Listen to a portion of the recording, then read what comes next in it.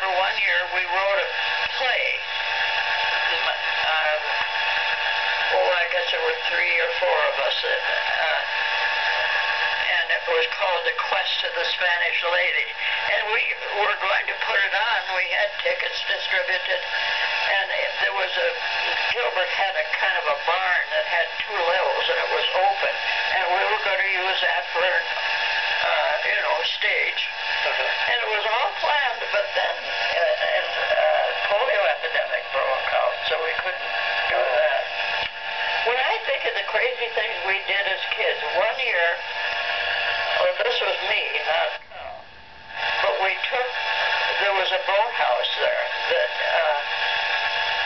Oscar Anderson had rented out boats.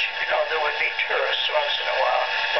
And we couldn't find any oars, so we broke some sticks off or something and went out on the lake, which was pretty deep, and paddled around with sticks. I didn't know how to swim. Okay. It's a good thing we didn't get caught in a current of some kind. Yeah. So anyway, that was a crazy escapade. And another thing we did, we would crawl along this high cliff and just hang on to, outcroppings of some bushes or something. And we could have, then we came to a plateau, and that was our Queen's Castle. And we would go there, and it was sort of dangerous because you could have fallen, and that was a high cliff. Okay, so it was kind of like your secret spot or something? What? It was like your secret spot to go to? Queen's Castle.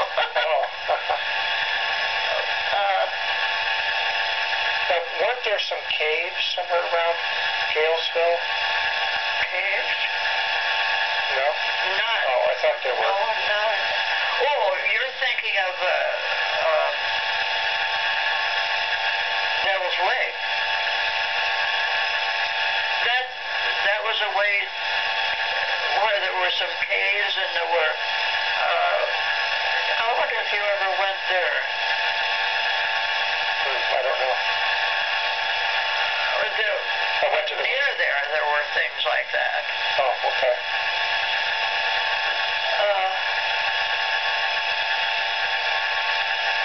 Well, I'm trying to think of something else but anyway, my memory of Carl, mainly, is he was always making something or doing something.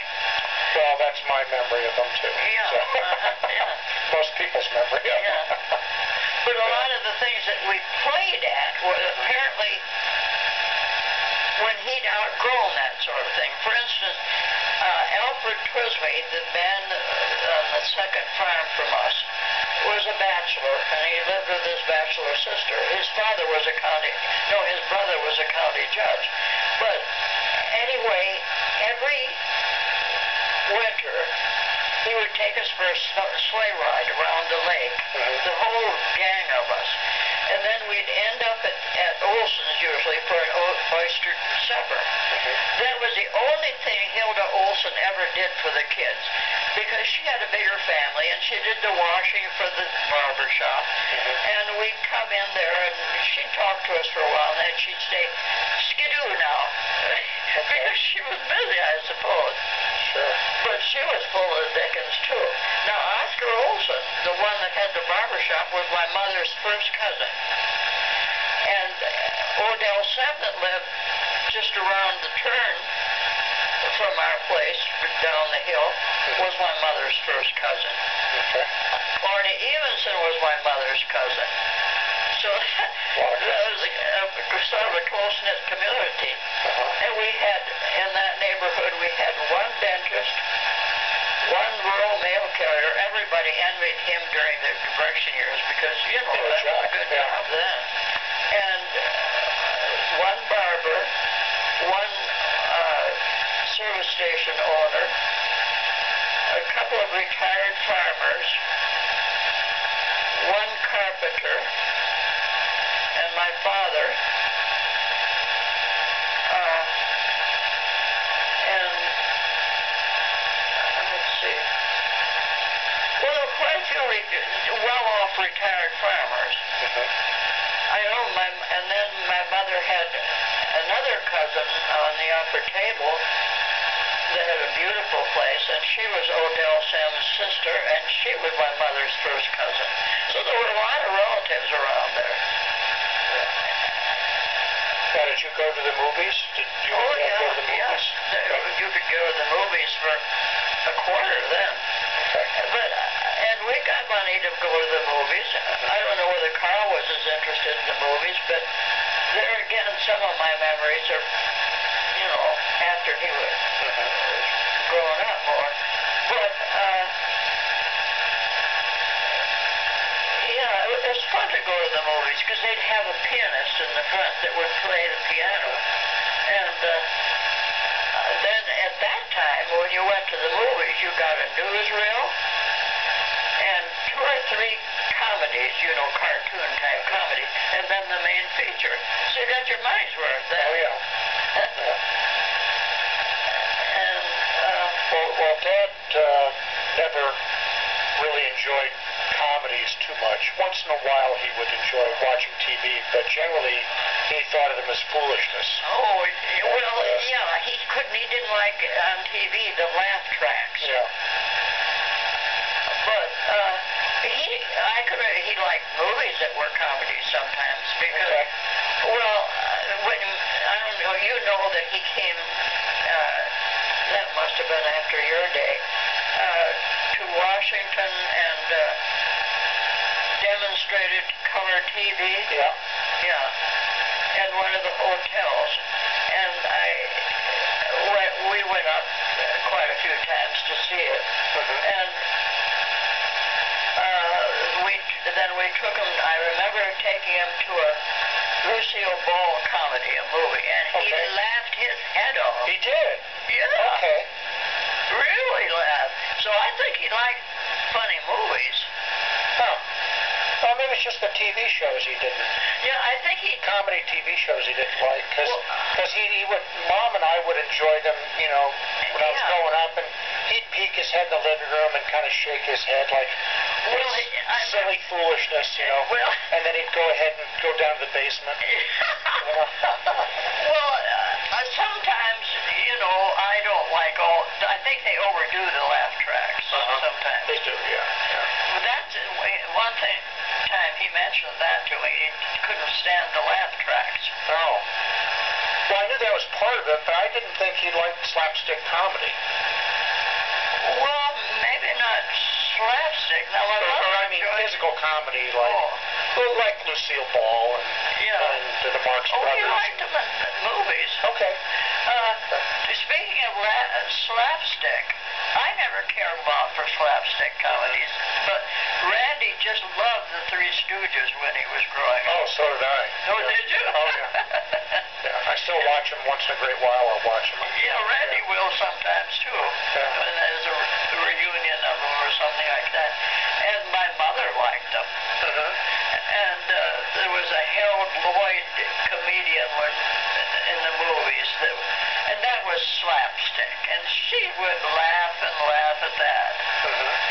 My father liked movies, too. And when that time we were in Minneapolis, we would go to the movies quite often. Okay.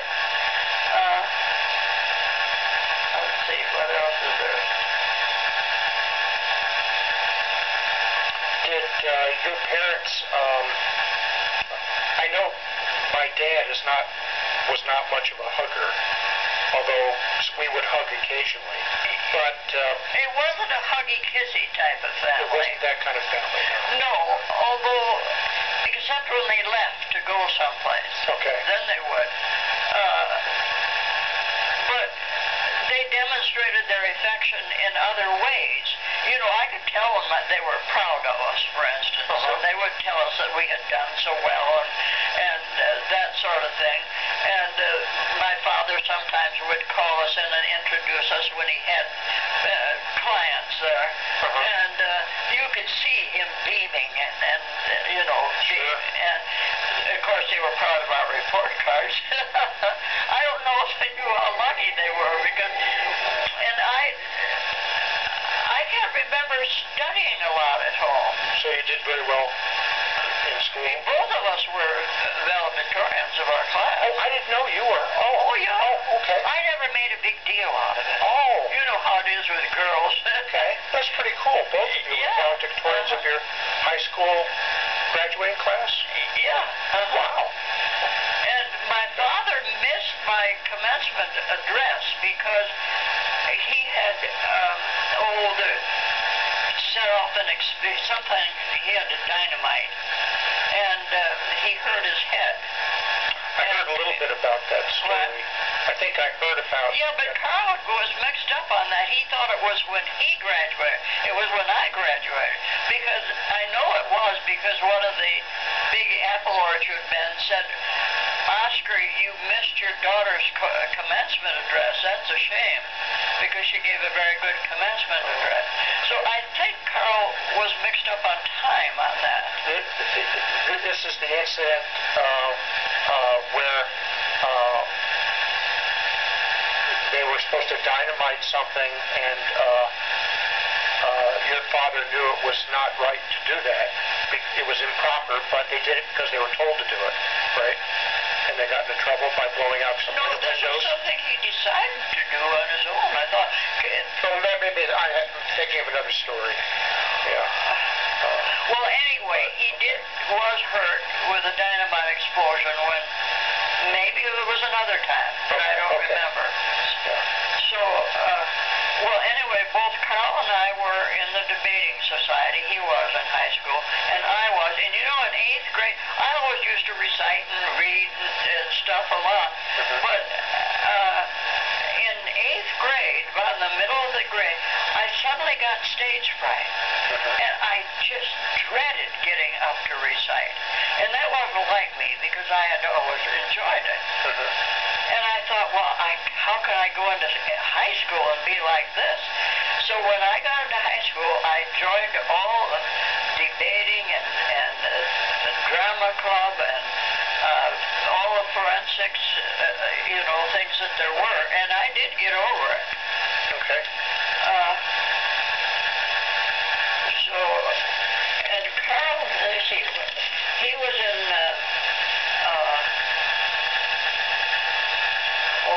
what do you call it, where you do the field and track. And his specialty was pole vault. It was? Yeah. Oh, that's surprising. Okay. Boy, never told me that. Well, I was in the girls' basketball. I think that was about the only sport I was much good at, because I really wasn't any good in baseball. I didn't like it, for one thing. And I wasn't much good in volleyball because my wrists have always been weak. Okay. So I wasn't much good at that. But I was good at basketball. But on the other hand, it was a physical education class, and I would get A's, and some of the sharp athletes didn't get that much. And I can remember they're asking our coach, how come she gets A's? She's not that great an athlete. He said, it's not all about being good in one sport. It's a physical education class. Okay. And he said, she always aces her tests. And he said, so she's not maybe as great an athlete as you are, but she's better in other things. Okay. So anyway, I admit that I wasn't a good athlete. But I enjoyed basketball, and we used to go to surrounding towns. Okay, so you were part of the team. Yeah. Okay. And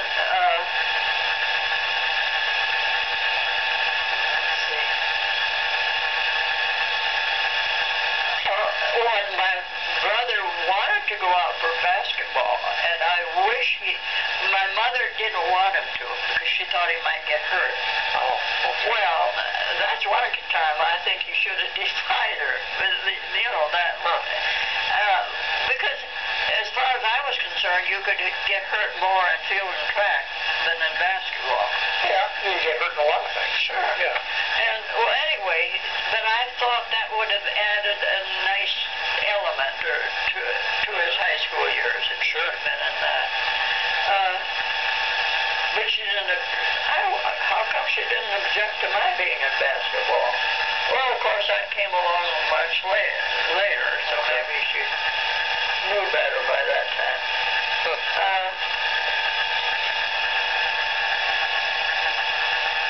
Well, anyway, like I say, I never made a big deal of my being a valedictorian because, I guess when you're a girl, you don't want to emphasize the fact that I think there was an element of that. Okay. And sexism, yeah. And when I came, to Washington, I never mentioned that to anybody. I don't think I even mentioned it when I applied for jobs and had resumes. I didn't mention that. That was foolish, wasn't it? Seems like it would have helped. Yeah. Well, I had good enough experience anyway. Oh, okay. See, at the end of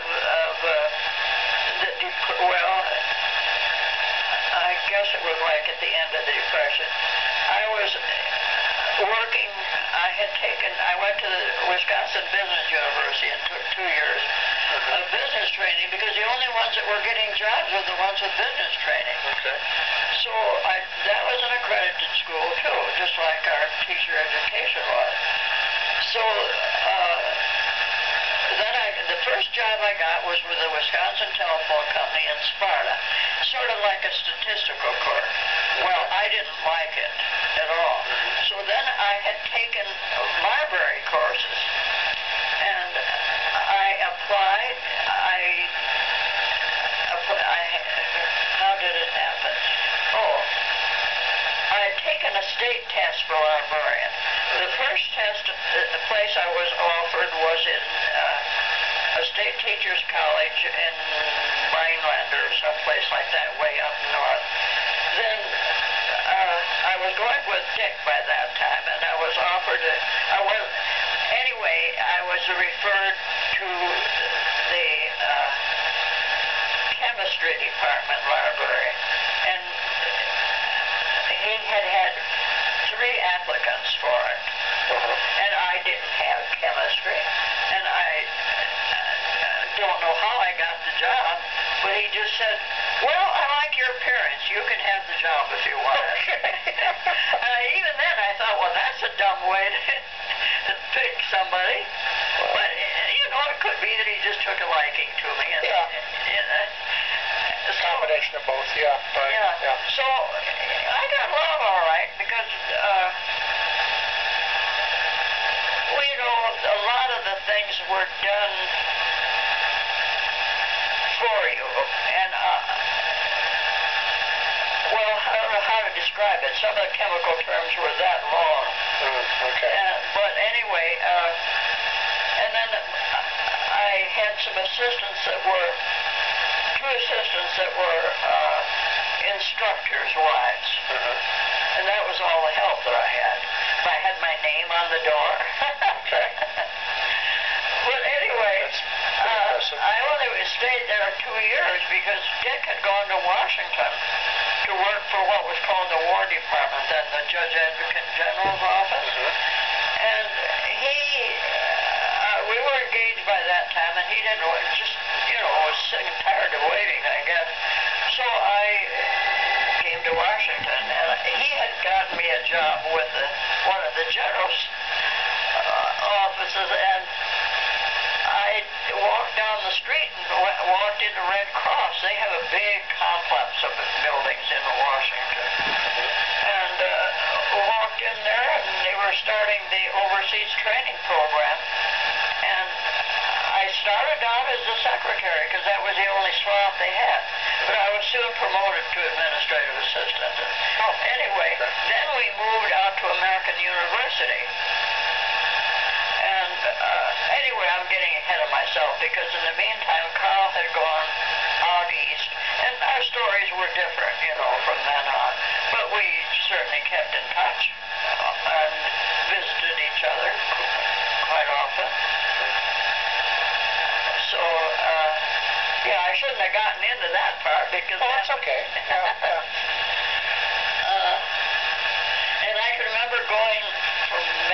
cousin to Chicago to visit Carl.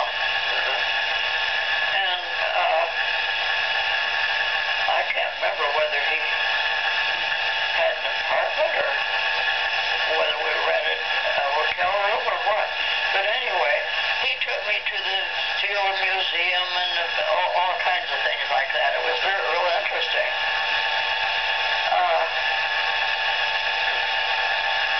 And I remember the elevated trains. Okay.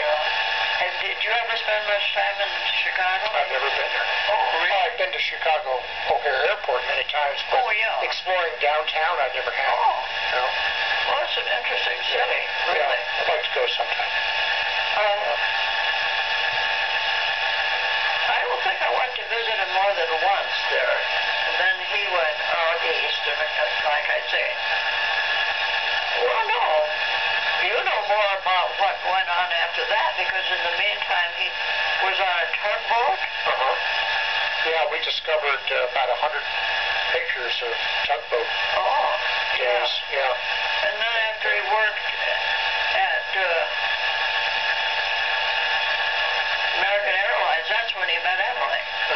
Yeah. So I don't need to tell you about that. Yeah, well, I know the story from them pretty much. Yeah. Sure. Yeah. I can remember the first time I saw you.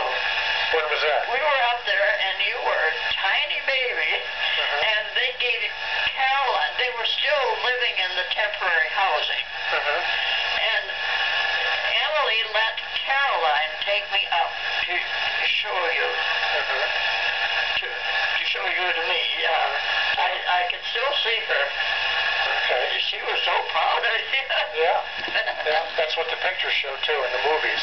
Yeah. She was proud of her little brother. Yeah. So, well, anyway, Carl was a good brother. There wasn't as much interaction as there might have been because of the age difference and different interests and things. But one thing, as far as I was concerned, that I remember was the kids always congregated at our place nights in the summertime and played games. I think we had the yard probably that was most conducive to that or something. But anyway, my parents always welcomed the kids being there. They never told them to go home. And it was quite a gathering place.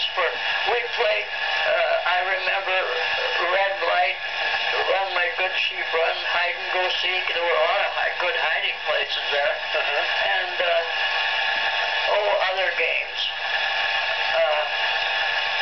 Now, that was fun. Now, did your father talk much about his early life in Norway before he came over?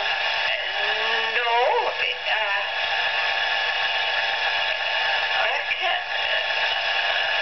I often wondered how he knew how to do so many things. How did he learn all these things that he... and how did he knew so much about gardening and raising things. How did he learn all that? But I think I heard that he sometimes worked on farms outside of Oslo in the summertime. So he picked up a lot of practical experience there. And his father had, I heard this from one of his Scandinavian workers. He had two people that worked with him all his career, during his career, except the years when during the Depression when he went elsewhere to work. But, what was I saying? Well, I was asking about if your father ever talked about his early experiences in Norway. His father apparently had a little shop that was like a cigar and stationery shop, that sort of thing. And I don't think he ever worked there. And his mother, after he came to the United States, he landed at Ellis Island. You knew that? Yeah, I know that. Yeah. But he sure knew how to do a lot of things. his parents from Norway ever come over to visit? Oh, no. No. Did he ever go back to visit? No. Oh, yeah, that's kind of sad. His mother died soon after he came over. Oh, okay. So, yeah, well, people didn't, that was in he came over, I think, in 1907. No, it must have been a little before that. But in the early 1900s. We have his naturalization certificate. Yeah. Yeah, and it has a date on it. I don't remember exactly when, but... Oh, I know it was... We do have that, yeah. Yeah. Anyway, he came over on a slow boat. So people didn't travel back and forth.